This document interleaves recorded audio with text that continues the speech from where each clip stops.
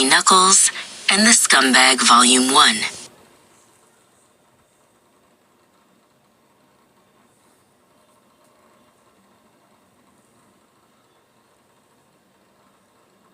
The Emerald Abyss, that's what they called the Penthouse Club, a glittering jewel atop the city's tallest spire.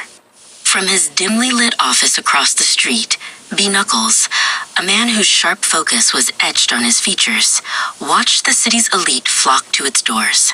He was on a call, his voice a low growl. The package is in play, the scumbag's latest shipment. But something's not right. The air is thick with ghosts tonight. He disconnects the call, his knuckles white. He turns from the window, his face a mask of grim determination, and strides to a hidden panel, revealing a gleaming black Grand National, its engine humming with latent power. This car was his ghost, a relic from a past he could never outrun. Inside the Emerald Abyss, the air was thick with the scent of money and champagne. Canon Jefferson, a mountain of a man with a gleaming prosthetic arm, was making a scene at the bar, his laughter booming over the music.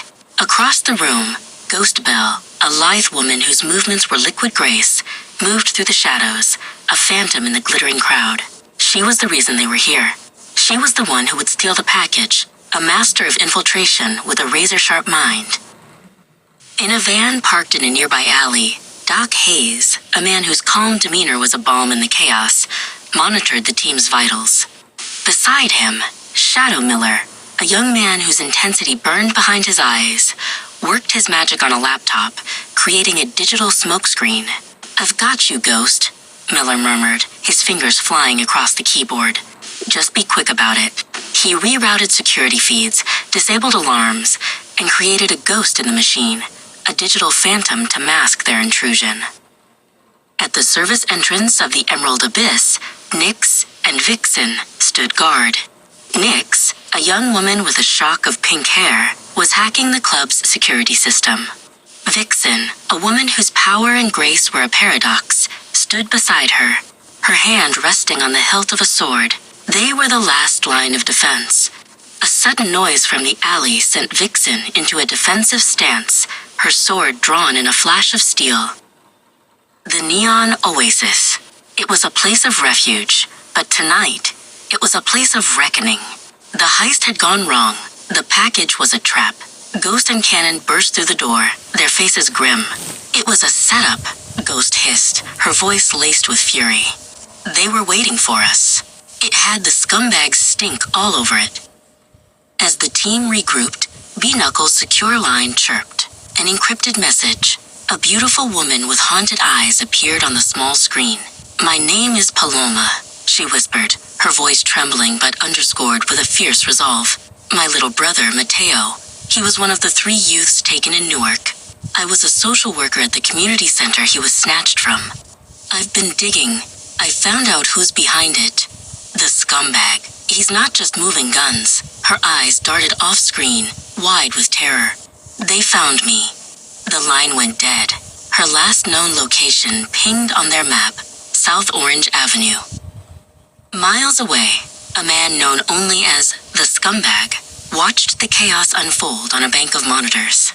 He was an old man, his face hidden in the shadows of a hood, but his designer shoes and quiet leather trench spoke of immense, understated wealth. He sat in the driver's seat of a deceptively plain black Dodge Omni, the interior a nest of high-tech surveillance gear. He took a slow drag from a cigar, a cruel smile playing on his lips. He was an international arms dealer, a wizard of human trafficking, and a connoisseur of suffering.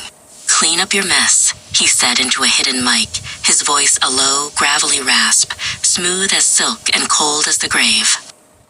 The walls of the Neon Oasis shook with explosions.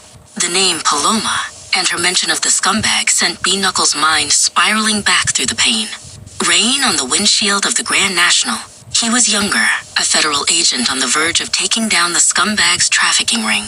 But there was a mole, an ambush. His partner died in his arms. The memory ended, and B. Knuckles was back in the present, the old rage burning cold and clear. "We're going after her," he said. B. Knuckles and Ghost arrived on South Orange Avenue in Newark. The place was eerily quiet. An overturned coffee cup, its contents staining the pavement, was the only sign anything was wrong. In a nearby bodega, a television flickered with a breaking news alert. The scumbag's face, taken from a grainy surveillance photo, filled the screen. "This man," a stern-faced anchorwoman said, "is wanted in connection with the disappearance of 3 youths in the Newark area." Ghost looked at B-Knuckles. "He's escalating." Back in the van, Nix and Miller worked frantically, digging for any trace of Paloma. "They wiped her clean," Nix said, her voice tight with tension.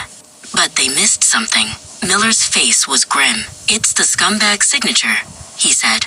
"He's trying to burn us out." He followed a ghost of a data fragment, a digital breadcrumb left in Paloma's last message. It led to an advertisement for Hargrove's classic sneaker boot. A link. A lead. Their search led them to a back-alley card game. A young man, Lil Face the Ace, was holding court until Cannon's presence cleared the room. "I saw her," he stammered, cornered by Vixen, "the pretty lady. She was asking questions about some old shoe factory. Then a black Omni pulled up. They took her." He looked from Vixen to Cannon. "That's all I know, I swear." Deep inside the scumbag's secret lair, the air was thick with the stench of decay and despair. The only light came from flickering candles that cast long, dancing shadows on the damp stone walls. The scumbag stared at a monitor displaying the Hargrove sneaker boot, a cruel smile on his lips. He took a slow drag from his cigar, the smoke curling into the foul air. From the darkness beyond the candlelight, a sound echoed, faint but unmistakable. It was the sound of children crying for help, a chorus of terror unheard by the world above.